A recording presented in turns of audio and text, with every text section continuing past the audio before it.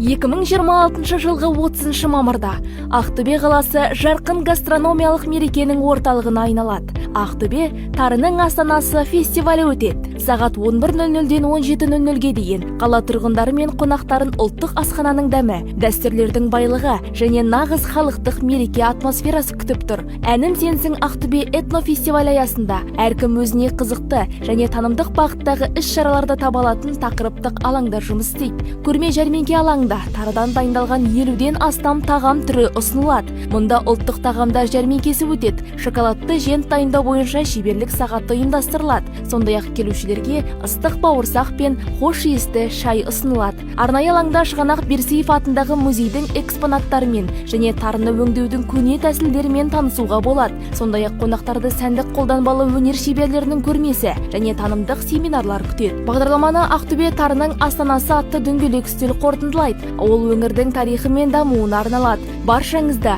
отбасымен бірге келіп, дәм, дәстүр және мәдениет тоғысқан үлкен мерекенің бір бөлігі болуға шақырам.